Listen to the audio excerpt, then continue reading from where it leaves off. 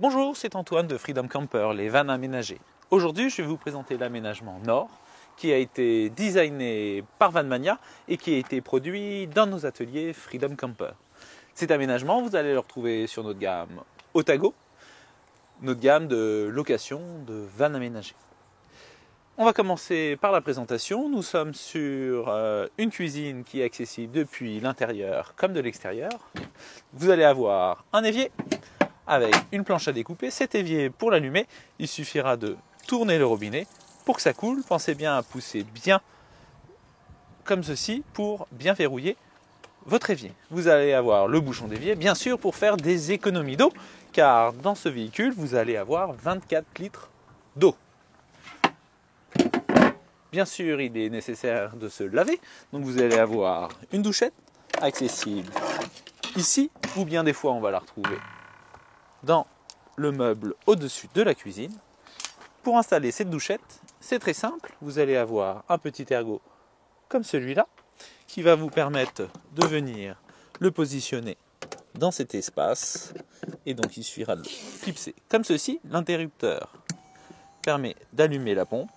Et donc ensuite, vous allez avoir cet élément-là, vous appuyez dessus, ça vous permet que l'eau jaillisse, et ensuite, vous repoussez l'interrupteur pour éteindre, et vous poussez surtout cette bague de cette manière-là, qui va vous permettre de déclipser la douchette. Pensez bien à la vidanger, en appuyant sur cet interrupteur, qui va vous permettre de vidanger, de faire un appel d'air, et donc de la vider entièrement. Cela évitera d'avoir de l'eau partout. Pour remplir l'eau, si effectivement vous utilisez votre évier et votre douchette, vous allez retirer le bac comme ceci. Ensuite, vous allez avoir un bidon de 12 litres d'eau sale, 2 bidons d'eau propre. On va tirer un peu le jerrycan vide. On va avancer le jerrycan d'eau plein en retirant en premier son bouchon. On imagine bien évidemment que le jerrycan est vide. On va venir glisser la pompe dedans. On va ravancer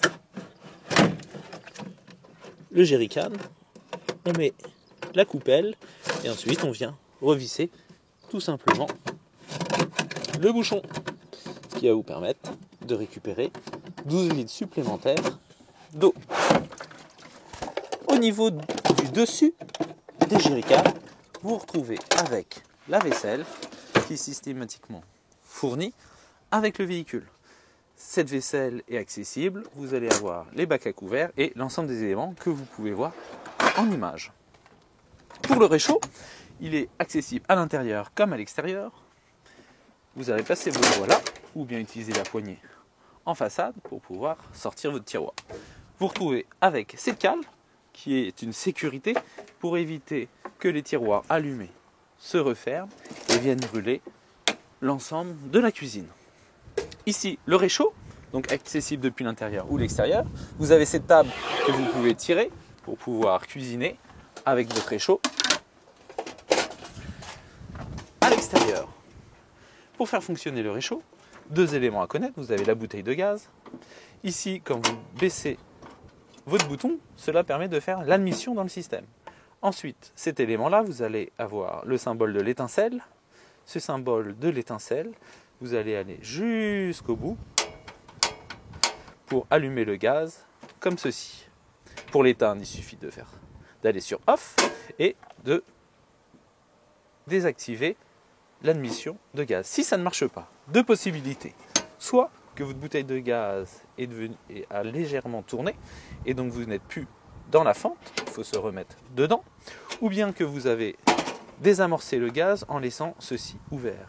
Et donc, vous ne pouvez pas fermer le gaz. Si je le remets sur Off, j'ai vérifié la bouteille de gaz, je vérifie ceci, cela permet de réaliser l'admission. On range le gaz,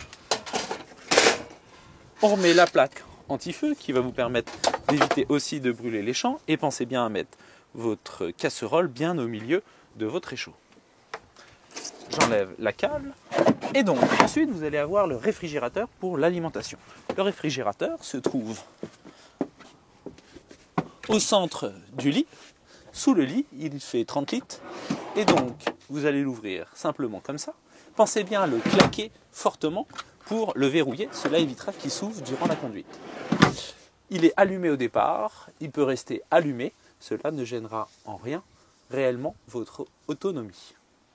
Pour l'espace de lit. L'espace de lit, c'est très simple. Vous allez avoir ces éléments-là. Il va être nécessaire de déverrouiller votre lit, comme ceci. Ensuite, de tirer depuis le milieu. N'essayez pas de tirer depuis le côté, vu que c'est du bois, ça risque de ne pas glisser.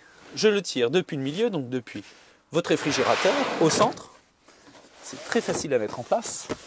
Et donc, vous allez avoir 3 matelas qui sont tout juste à ajuster, ce qui vous évitera de sentir effectivement la jointure entre les matelas. Vous êtes sur un matelas Bultex, donc pour avoir un confort maximum, avec une largeur de lit 230 par 1,90 m.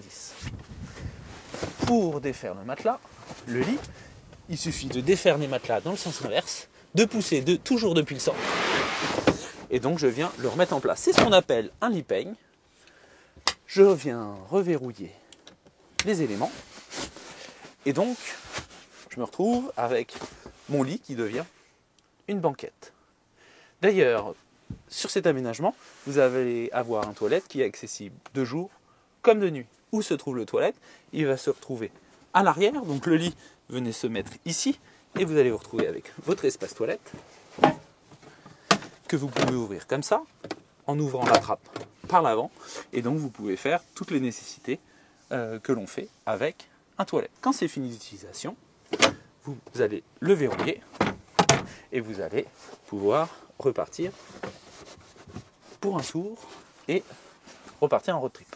Pensez bien qu'il est toutefois, pour l'utilisation du toilette, vous allez retrouver un tuto parmi les liens sur notre site internet ou bien dans le mail récapitulatif. En termes de rangement, comment ça se passe dans ce véhicule?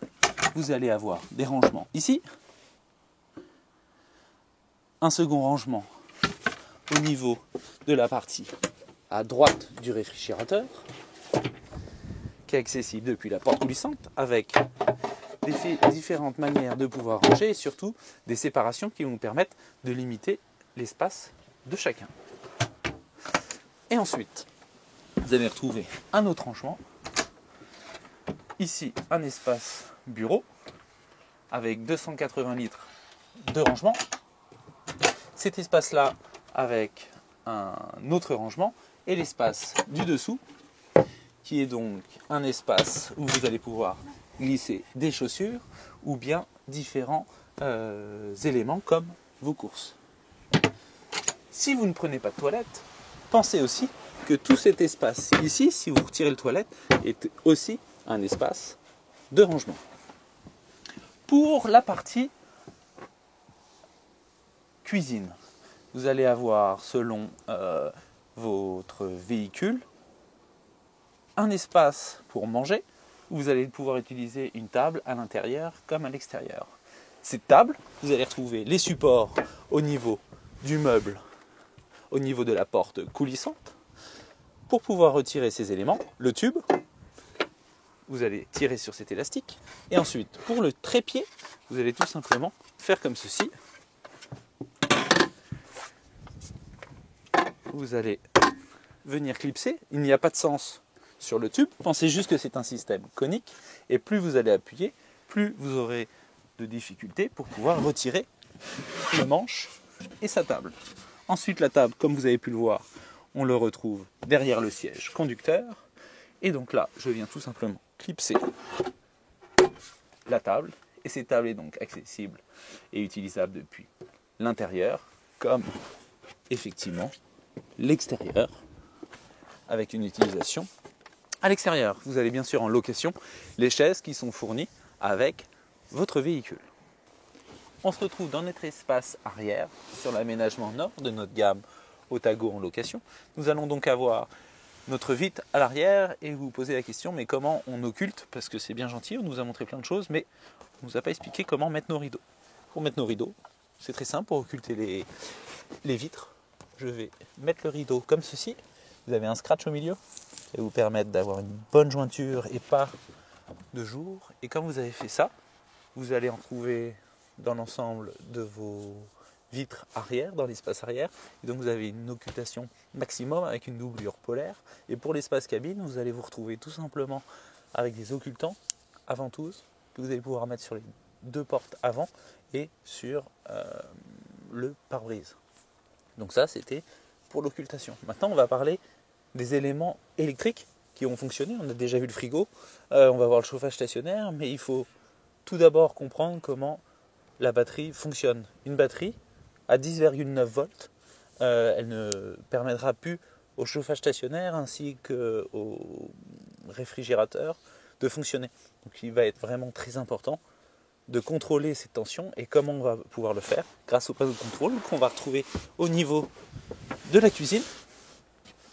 Donc vous allez avoir un interrupteur qui va permettre de l'allumer avec deux prises USB, une prise allume-cigare et un voltmètre. Une batterie auxiliaire à 12,5 volts, elle est pleine. Par contre, à 10,9 volts, votre réfrigérateur ainsi que votre chauffage stationnaire ne fonctionnera plus. Donc cet élément-là, il faut venir le contrôler régulièrement. Et donc à 10,9 volts, il est soit nécessaire de rouler plus, soit nécessaire de vous brancher au camping. D'ailleurs, je vous montrerai un peu plus tard dans la vidéo comment vous brancher au camping. Et donc ici, vous allez avoir l'interrupteur qui va vous permettre d'allumer les lumières indirectes de votre cuisine. Et pensez bien que cet interrupteur-là, même si vous l'éteignez, votre cuisine ou bien votre réfrigérateur ou bien encore votre chauffage stationnaire fonctionne sans aucune difficulté. Souvent, des clients pensent que le fait d'éteindre ça, plus rien ne fonctionne. Pas du tout, cela n'a rien à voir. L'interrupteur permet seulement d'allumer vos trois prises ici ainsi que votre voltmètre. Allons voir maintenant le chauffage stationnaire. Le chauffage stationnaire, vous allez le retrouver au niveau de l'espace à côté de votre fenêtre à l'arrière, à l'arrière de votre siège conducteur. Et donc là, vous vous retrouvez avec l'interrupteur. Je clique une fois dessus, ça me permet de l'allumer. On va sélectionner les flèches vers le haut qui est donc le chauffage. Je resélectionne une fois. On va choisir la température en tournant simplement la molette. On va mettre 21. Une petite pression et là, vous avez la possibilité de choisir le temps. Donc effectivement, 10 minutes, 720 minutes, ou si vous partez effectivement l'hiver, vous allez être content d'avoir un chauffage permanent durant toute la nuit. Je sélectionne le symbole infini, le 8 à l'horizontale, j'appuie dessus et cela va lancer le chauffage. Par où sort l'air du chauffage stationnaire? Il va sortir depuis le montant passager et donc vous avez cette bouche-là qui viendra injecter de l'air chaud dans le véhicule. La petite astuce que je ne vous ai pas montrée par rapport à tout ça, donc on a vu le chauffage, on a vu le réfrigérateur, on a vu comment contrôler sa tension, mais on n'a pas vu comment allumer la lumière. Et donc la petite astuce pour allumer la lumière, c'est tactile. Vous allez utiliser votre doigt, la lumière est éteinte, je fais juste un toucher au milieu, ça vous permet de l'allumer en blanc. Pour la nuit, de l'allumer en bleu, ça évite de s'éblouir, ou bien je rappuie une fois et ça l'éteint. Sur certains Otago, qui sont en 2 ou 3 places avant, vous allez avoir la possibilité d'avoir un rangement supplémentaire. Ce rangement, vous allez le retrouver au niveau de l'avant, et donc vous allez avoir un petit rangement qu'on voit sous la banquette à l'avant, où vous retrouvez avec certains nécessaires pour la location. On se retrouve du côté conducteur où nous allons devoir ouvrir la porte. À cet endroit-là, vous retrouverez la prise du chargeur. J'attrape cette prise-là. Souvenez-vous, dans les images précédentes, sous le siège ou banquette passager, vous avez vu la prise. Ça peut être aussi bien un enrouleur qu'une simple rallonge. Vous tirez dessus. Pour pouvoir passer votre câble, je vais tirer un petit peu plus. Pensez plutôt à dérouler entièrement votre enrouleur, si c'est un enrouleur. La prise, on viendra la mettre à l'avant du siège. Et donc sur certains véhicules, vous avez la possibilité d'attraper la rallonge et donc de venir mettre cette rallonge à l'avant, ce qui va vous permettre de ne pas pincer le câble. Sur certaines autres marques, vous allez devoir le laisser à l'avant. Venez gentiment claquer votre porte, enfin pousser votre porte contre vos joints pour l'étanchéité, mais toutefois ne venez pas la claquer, sinon vous allez couper le câble. Cette prise-là, vous allez pouvoir la brancher à la maison ou bien au camping. Si c'est une prise particulière, la prise CEE, elle sera bien sûr fournie en location.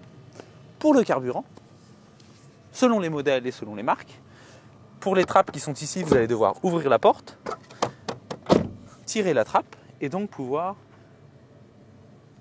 faire le remplissage de carburant. Ou bien la prise se retrouve au niveau de l'arrière du véhicule. C'était donc Antoine de la société Freedom Camper, la société de location, d'aménagement ou de vente de véhicules neufs ou d'occasion. Je vous souhaite à tous un très bon séjour et je vous dis à très bientôt. Salut!